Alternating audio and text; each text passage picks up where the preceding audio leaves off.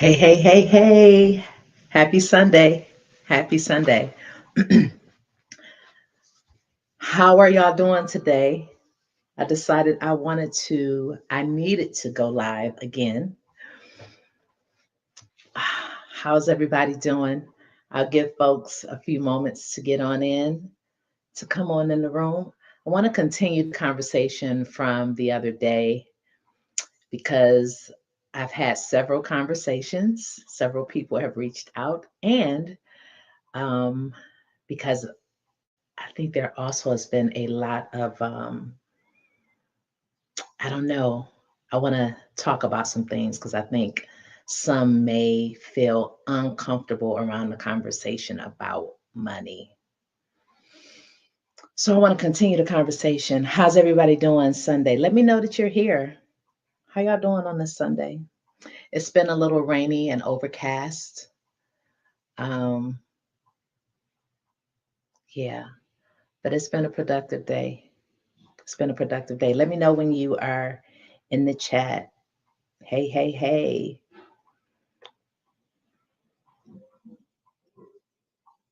Hello, hello.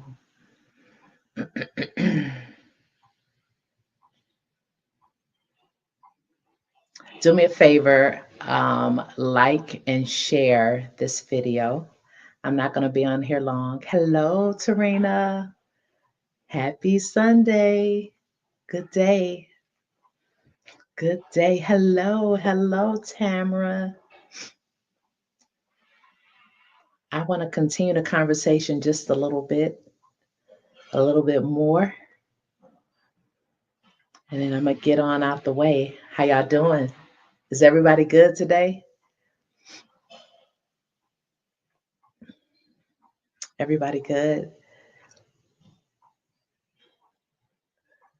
Hello, hello, hello.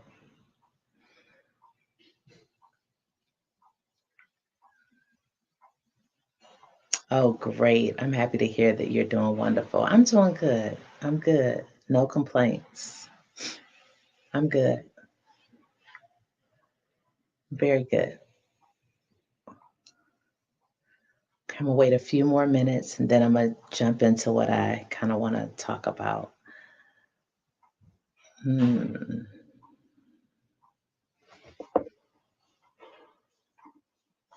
Oh, thank you so much. Thank you.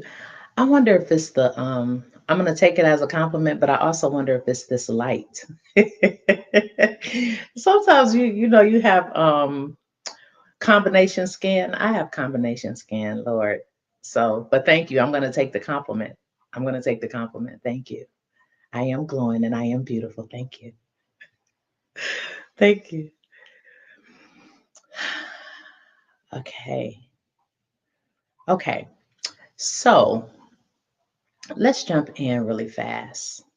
I am very curious from those that are in the chat, those who had an opportunity to share the video that I posted the other day and maybe even generated conversation. I'm curious about a few things. How did the conversation make you feel?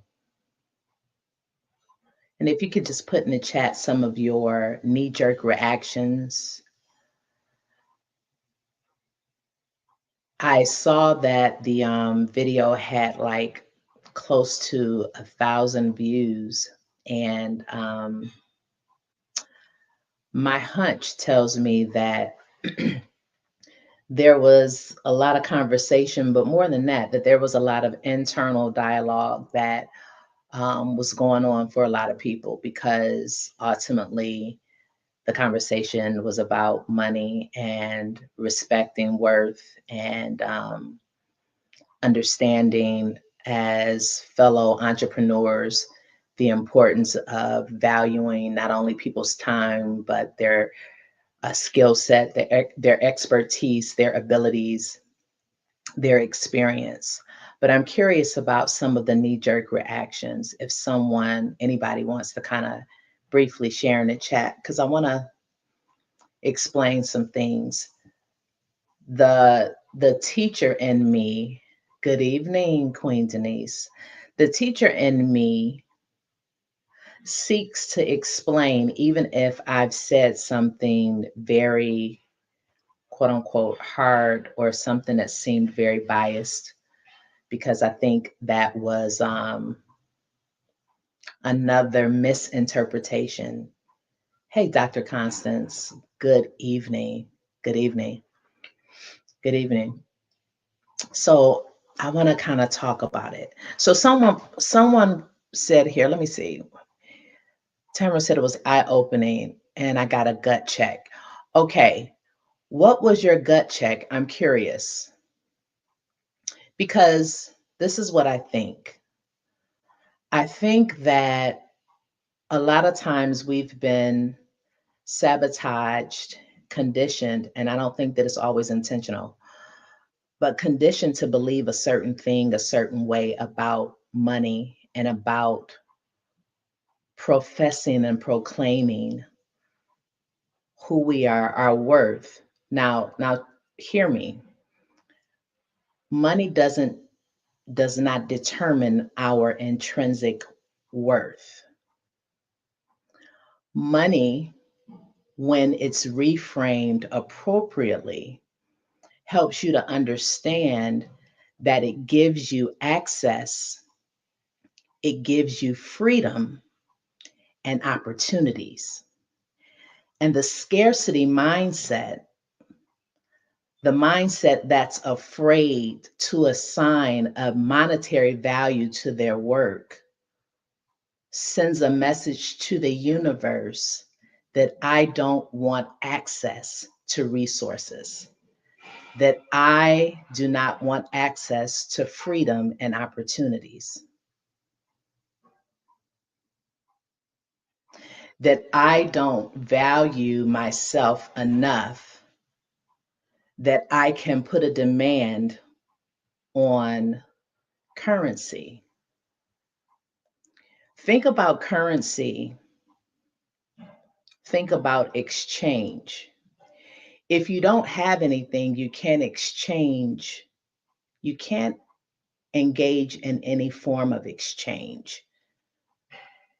You exchange money generally with a product or service, but if you don't have the money, you cannot initiate the exchange. Let's see if I'm making sense. So, when it comes to sacred leadership, when I'm talking about sacred leadership, I'm talking about holistic, integrative leadership that is value driven, value based, value driven. And a lot of times, our values, our value systems are connected to a scarcity mindset that says, as people, as women, that we have to overextend, that we have to sacrifice, that we have to give without expecting anything in return.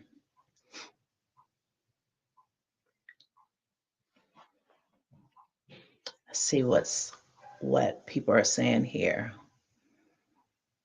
We're worth more than rubies. Absolutely. Currency is a time value as well. Absolutely. I talked a little bit about that. Okay. So, what makes the conversation about money uncomfortable? Is it that we might be viewed as greedy? After I did the live, got a lot of wonderful feedback, but I also got a little tension. Um, Sometimes when we assert ourselves in this way, it can be misinterpreted, it can be misunderstood, it can come off as arrogant. Let's talk about why we assign these I don't know what you want to call it. We assign these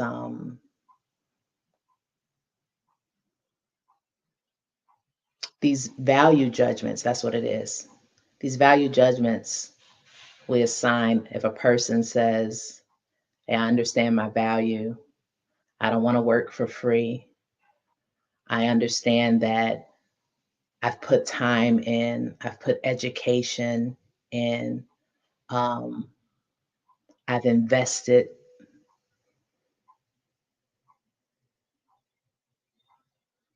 I think a lot of this ties back into also the way that we are conditioned, the way that we're conditioned as a lot of times as Black women to show up for family and to show up for others. And we don't talk enough about it out loud. We don't talk enough about it out loud. And what happens is a lot of times those thoughts and those patterns we internalize, and it shows up as disease, it shows up as stress, it shows up as heart attacks, it shows up as cancer.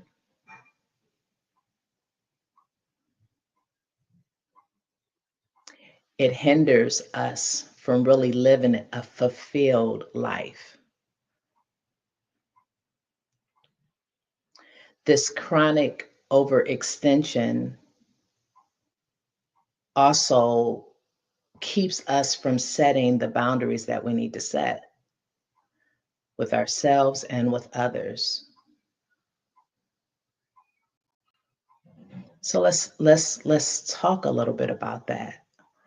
Um, I see here, Lady J. I don't have a problem discussing money or my work. That's a blessing. A lot of people have not done the work. Now, I also want to say this. I'm not talking about at the same time. I'm not talking about over identifying with money because the sacred leadership that I'm referring to is a balanced, integrative approach. There's been times in my work when I was led to give a service free of charge because ultimately, no one can ever really invest financially and pay you your worth because you're far more precious than any dollar sign, than any precious metal. And I think a lot of times we don't understand the value of our creation, the value of our creation that when God created us, that God created us as divine, as gods in the earth. Someone says, yes, it is conditioning. We are expected to be the universal mule. In this respect, we are to give much and not request and expect little. And I think to add to that, somehow that's packaged as us being women who know our place, who are submitted. There's so many layers to this.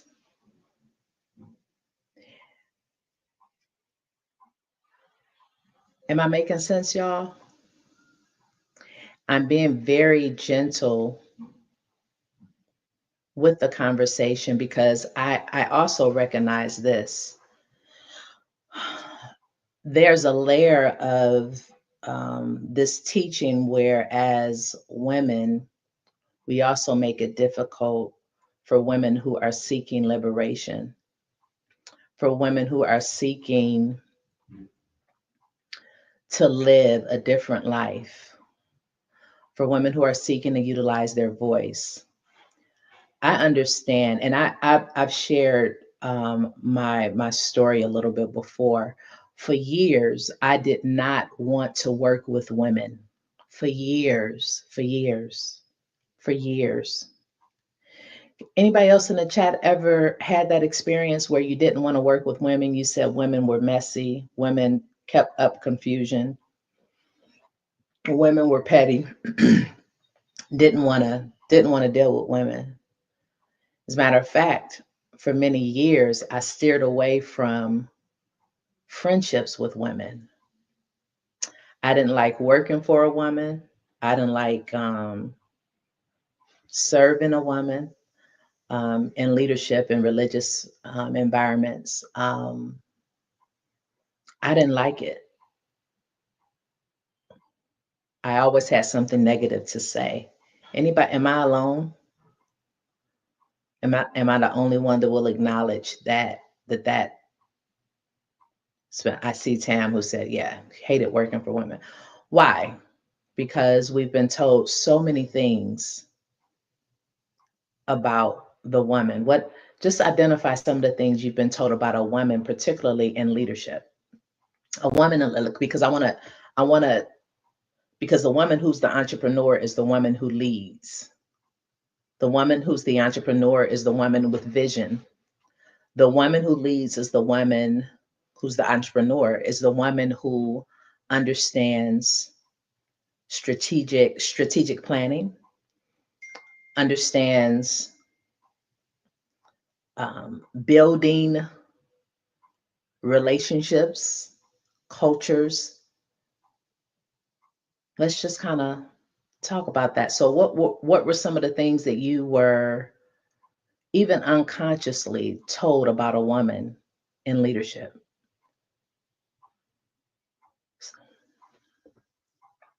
No, I am not alone in healthcare. In the healthcare industry, I've worked closely with women, and the cultures were many times toxic. Yeah. So let's talk about that. I wonder how much of the toxicity is bidirectional. The woman who is leading, and then the staff member or members who already come into the dynamic with a guard because she is a woman,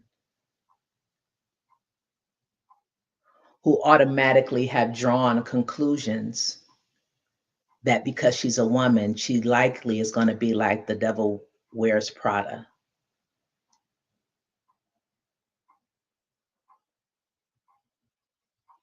Can we just talk about this for a little bit?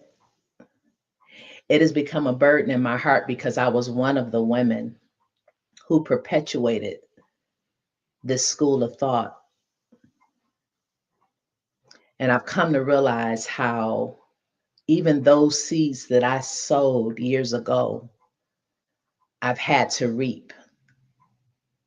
And in some cases, still reaping. I'm not afraid to say that because by no stretch of the imagination, and my approach in this conversation is if I have been perfect. I am far from it. I have absolutely made judgments. I've absolutely been inclined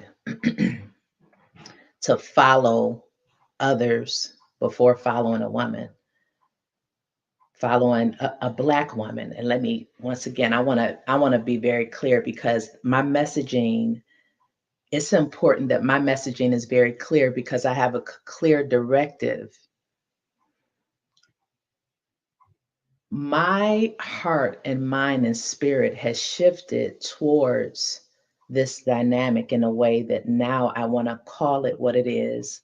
And I want to share my story because I've not always been where I am.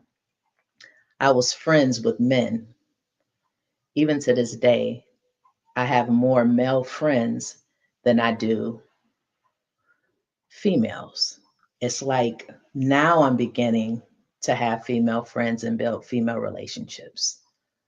But this has come after I've had to learn that the it was really that judgment was really an extension of self-hate.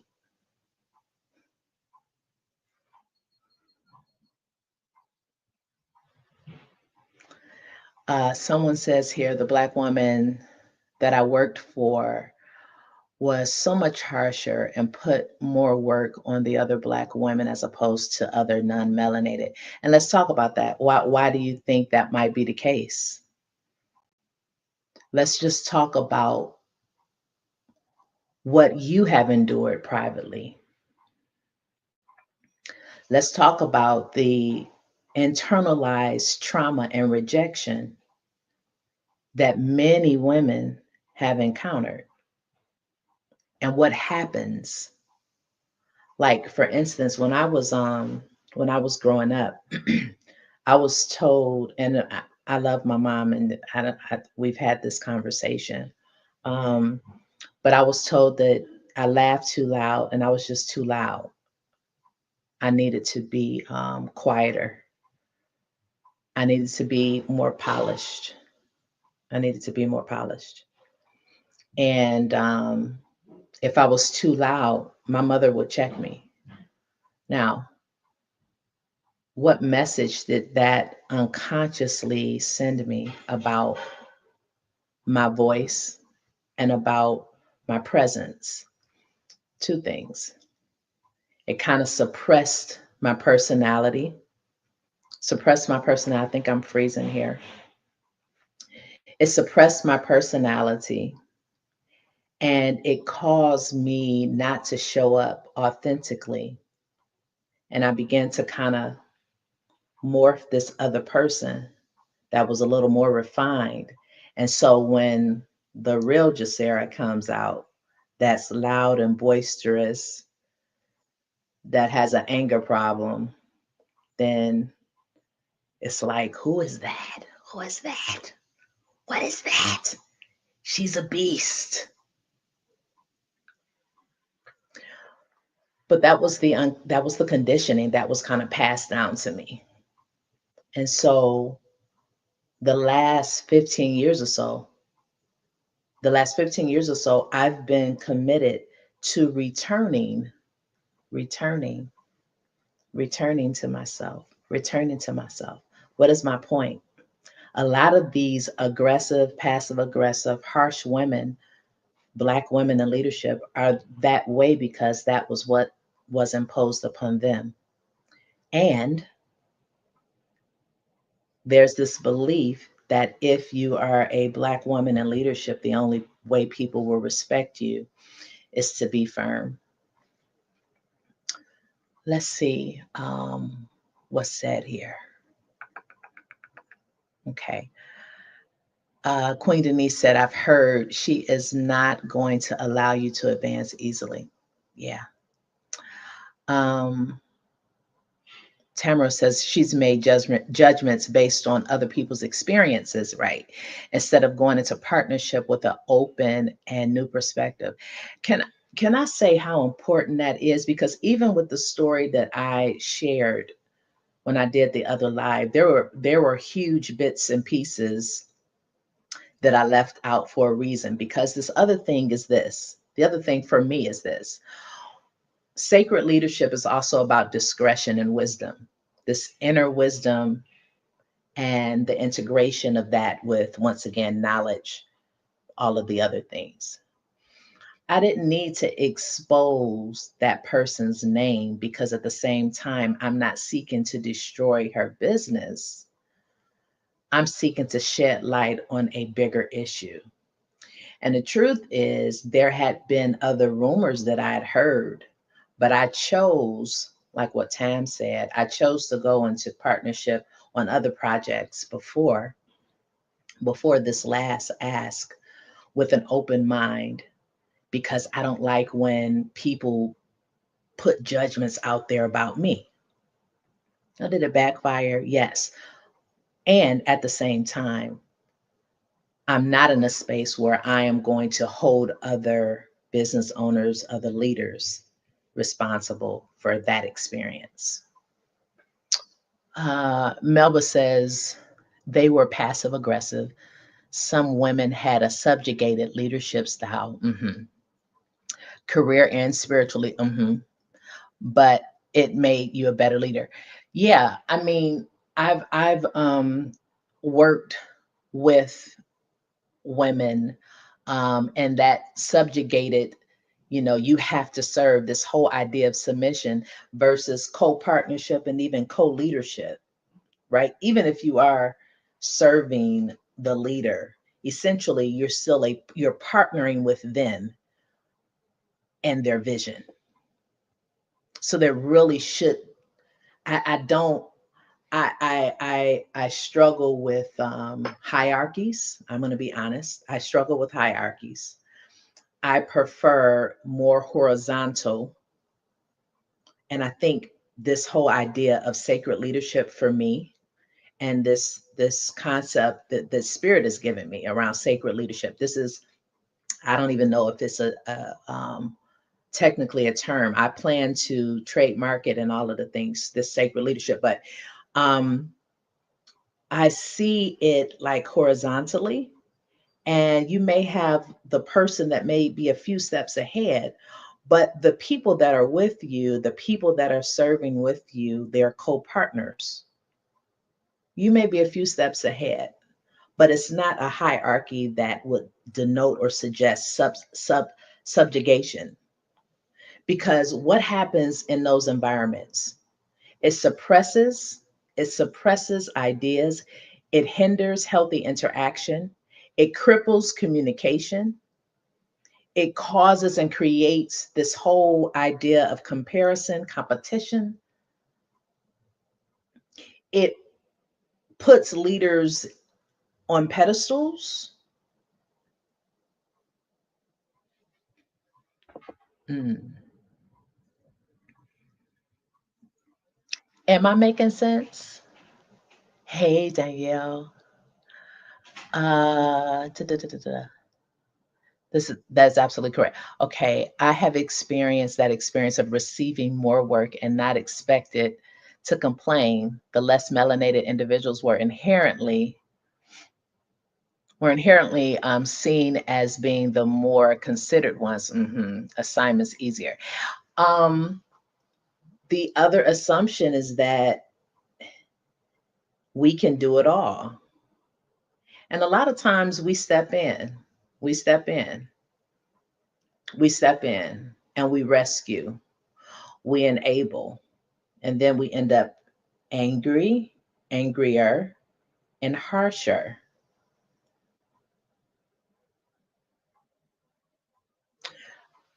I'm not saying not to have a standard.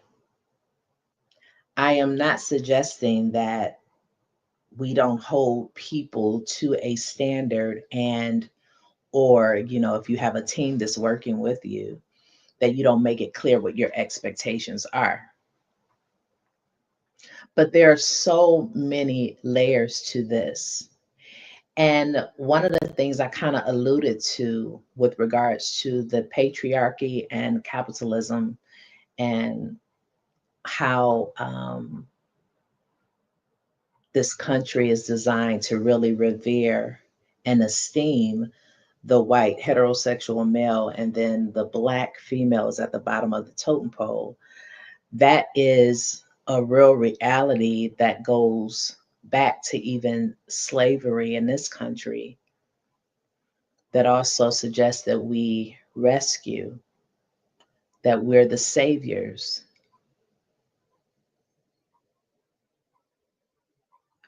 And all of this impacts how we view ourselves. All of this impacts our sense of worthiness. All of this impacts how we interact with one another.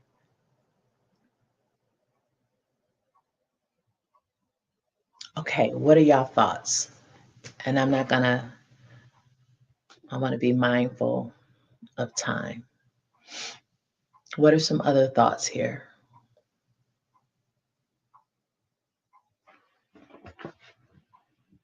What are some other thoughts here?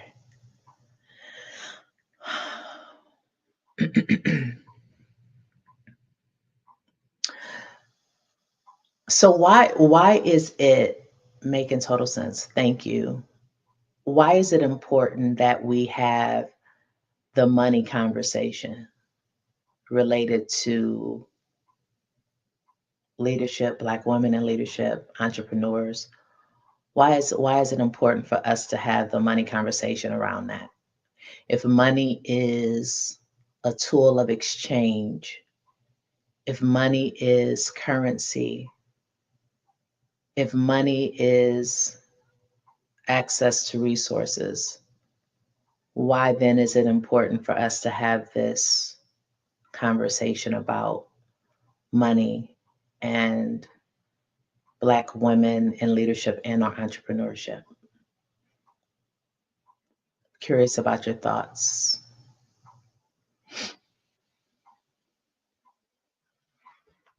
Why is it important?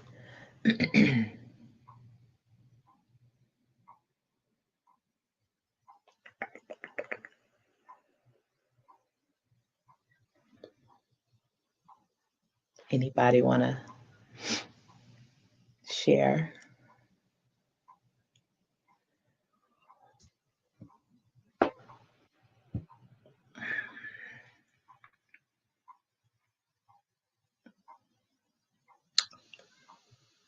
Okay.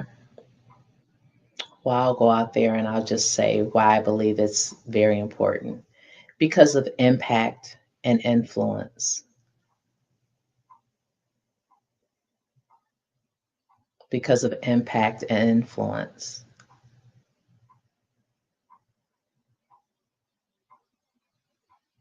Because of what I said even earlier, freedom and choice.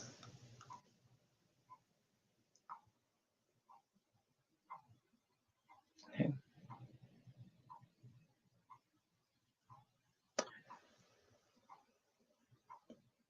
Okay. So this says it is important for us to have the money conversation as we must begin to recognize and honor the talent and intelligence of each individual woman. Yes. Also, this is about legacy. Money, having access to money, is about legacy, generational legacy. My father was an amazing man. I give so much credit to my father for the woman that I am, for the person of integrity. Um, I'm not always understood, right? People don't, not everybody, I'm not everybody's cup of tea, but I'm grateful for where I came from. But the one thing that my dad did not do well in was stewardship around money and understanding how money was an important resource. When he died, he left us virtually nothing. And this is not me disrespecting him at all. Anybody who knows me knows that I love my daddy. But we didn't learn about money. We didn't talk about it. We didn't talk about money, particularly in religious settings. I think sometimes the money conversation is demonized. We take the scripture, for the love of money is the root of all evil. And we declare that a person is evil because they have a desire for money. And we take that scripture and we take that teaching out of context, and then we condemn money and anyone who has wealth and is a Christian or a believer. And we say, no, they can't, that's not Christ-like. When, if you study historically and you know anything about who Jesus was, if that's what you believe, Jesus was a carpenter and carpenters had money. That's a whole nother conversation for another time. Melville says, I believe it is important because the monetary value placed on your goods and services in some cases reflects how you see yourself. Absolutely. Absolutely. A couple of years ago, the Spirit of God began to tell me I needed to raise my prices. And I was like, man, gosh. And when I was having that conversation with myself, I was like, Jasera, what is it? Why don't you want to raise your prices? Well, at the core, it was because of how I was taught. I watched my parents serve, give countless hours, and did not my parents would have people at the house. My parents counseled and heard people's problems and issues all the time. My parents were always available for people, and they didn't have the money to kind of always have their needs met. And so I realized I was conditioned to do things for little or nothing. Heck, I was doing better than my parents in that I did at least start a business. But I was fighting, hey, I'm a therapist, I'm a healer. I can't make people, pay for services. But let me tell you something. When you want healing, when you want freedom, when you want whatever it is that you want, you make the investment. And one thing is true, you're going to find the money for the things that you really value. And the truth is that we will invest financially when that thing meets our pain point.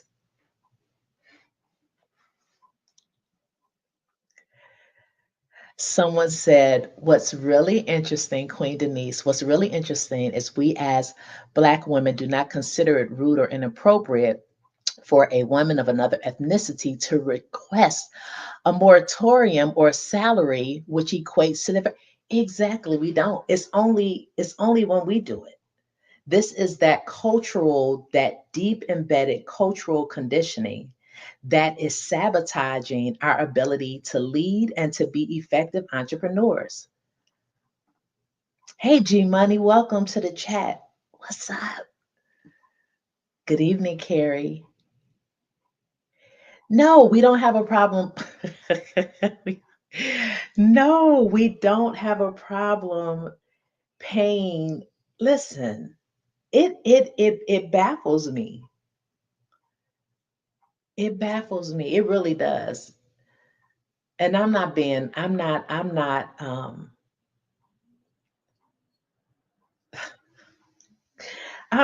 a jerk. I I've thought a lot about, and here I go. This is probably y'all getting a little of my vulnerability here. I thought a lot about the live that I did.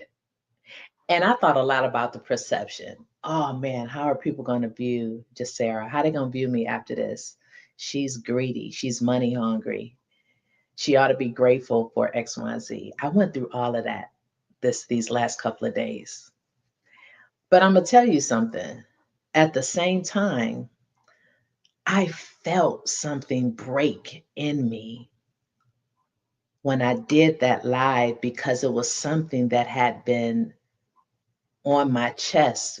I had been burdened with for a while because I legit don't like that it's that way for us.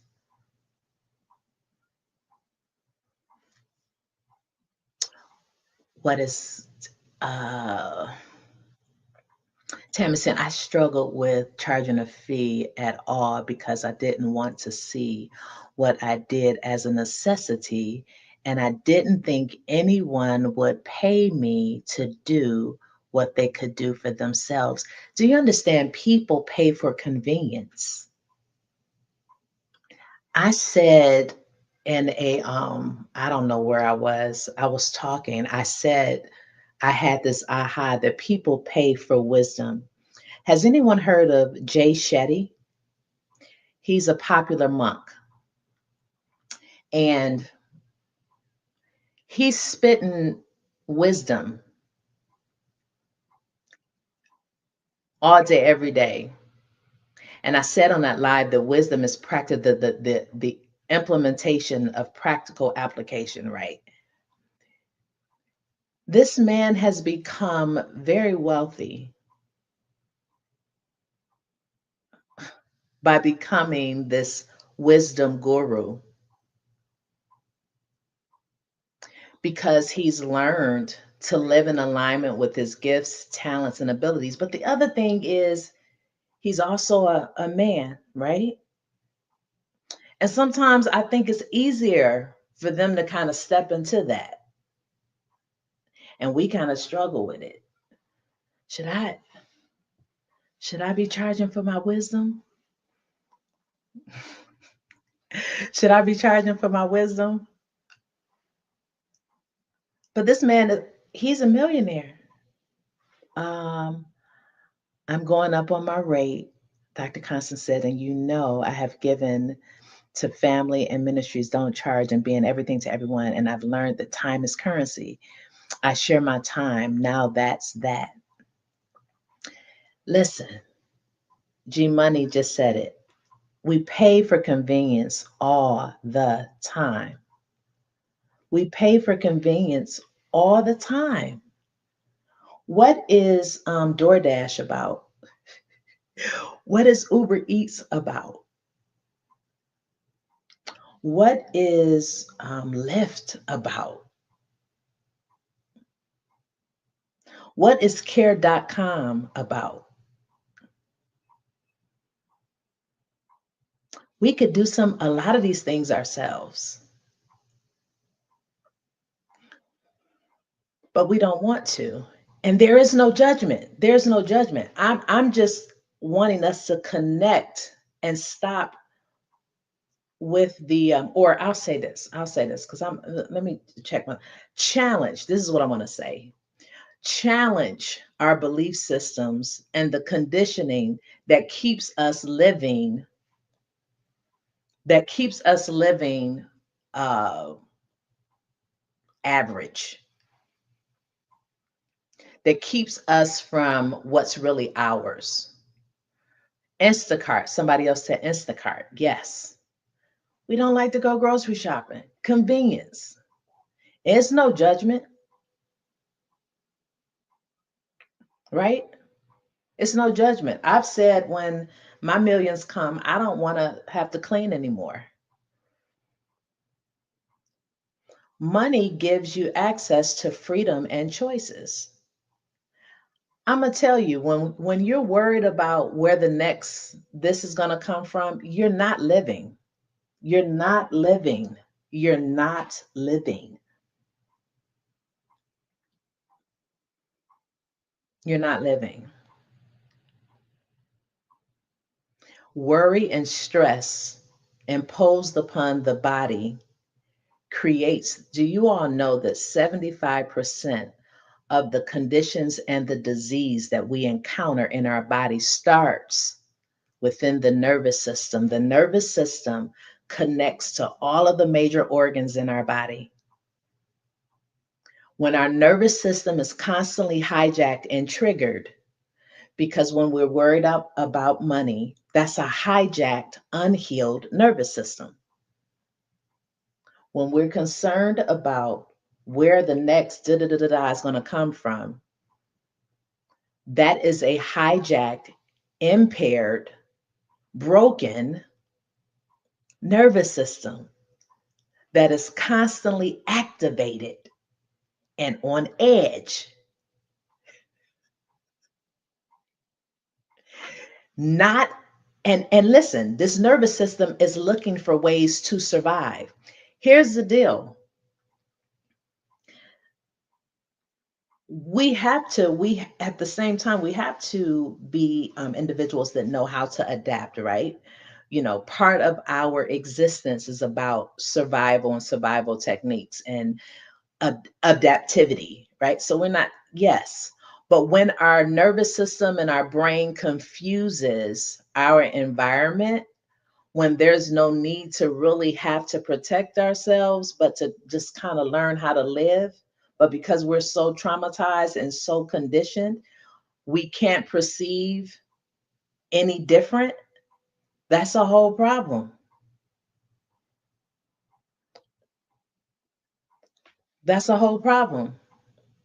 So I want you to think about this money conversation from the lens of retraining your nervous system and like raising curiosity around this conditioning that also sabotages Black women in leadership and Black women entrepreneurs.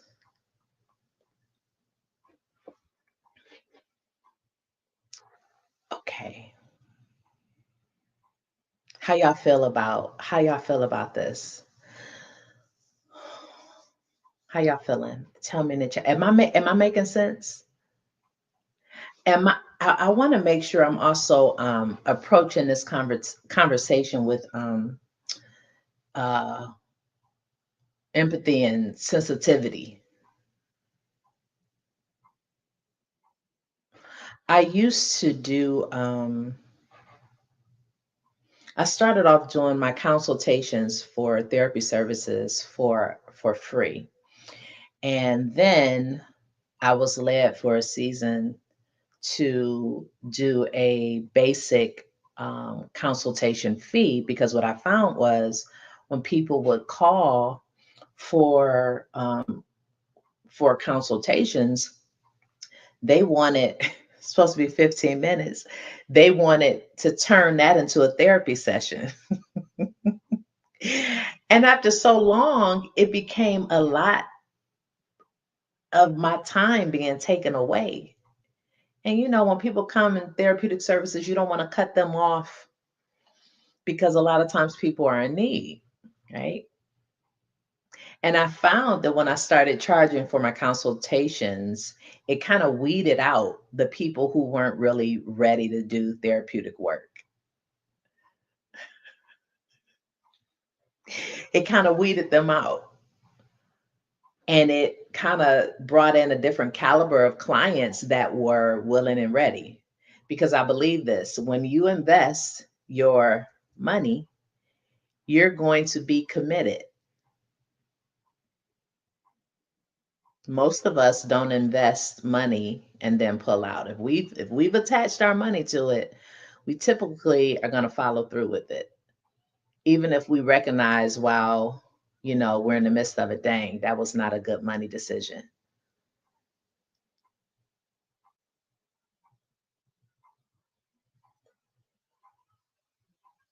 Am I making sense? All right. Okay. So I wanted to come behind the conversation that I had to kind of bring this to the picture, this added piece, because the conversation about money ties back to conditioning, that ties to our values, has to do with ancestral things that have been passed down through the bloodline, things from even social media, our core beliefs, right? So when we can view money as a partner, as some energetic being that you partner with, then you can change the relationship, right? You can signal to the universe that you're ready for more. And then you begin to experience access. What is this? What is Queen Denise saying here? Men who are non-threatened see the posture of being confident as a character trait of success, while women who are threatened see the same characteristic as offensive. That's what I'm saying. And that is the internal sabotage. That's the cultural sabotage, Queen Denise. That's the sabotage. And we don't even realize that we have been tricked. We don't realize we have been deceived. We don't realize that we've been pent against each other.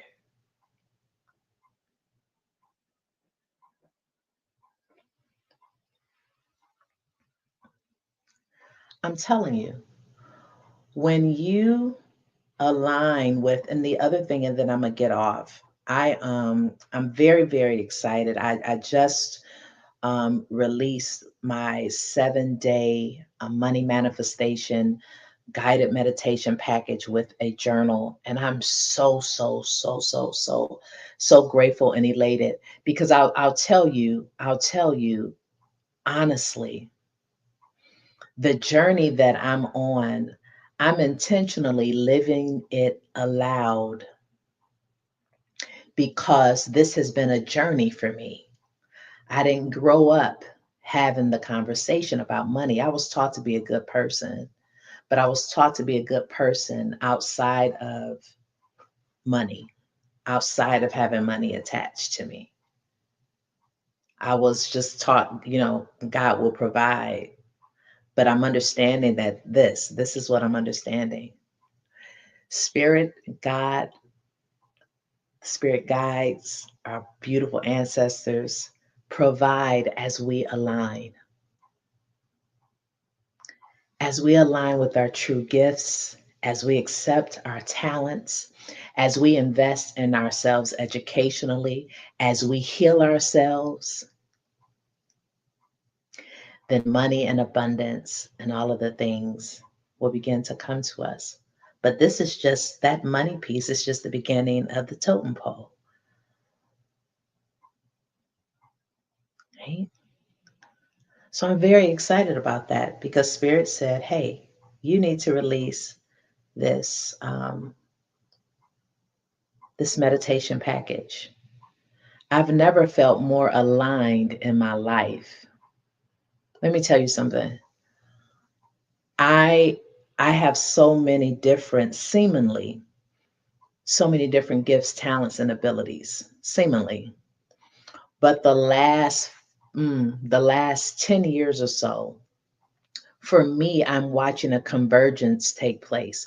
All of those gifts and talents that I've had, Spirit literally is teaching me how to monetize. I mean, if I told you all my story, I've had multiple careers and I have a lot of gifts, and I'm no longer ashamed of that. Not ashamed of that because it's all working for me because I accept it all, I embrace it all. And there's enough room out there, y'all, for all of us to exist. We serve an expansive, vast God who created a diversity of gifts, talents, and abilities. Okay. All right. So I'm going to get ready to get off here. And I do because I think it's good. I am going to, let's see, I'm going to drop that link for the meditation, the guided meditation um, that is ready. And let's see. And here's the link for the add on. Okay. Last thing I want to say is this, and then I'm going to get off.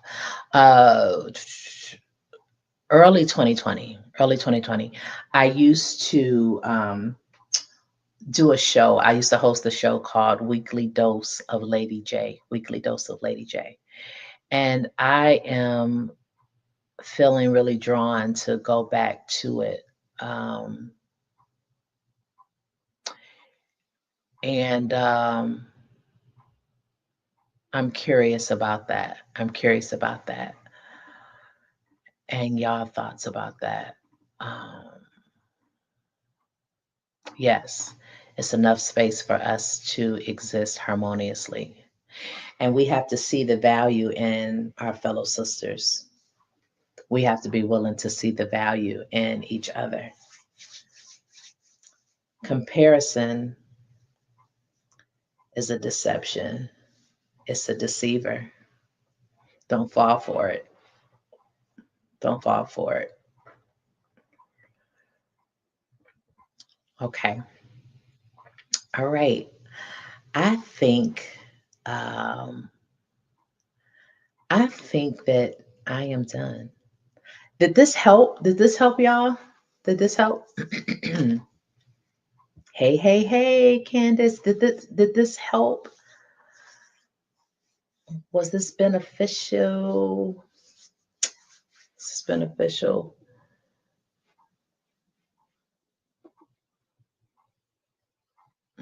Let me know.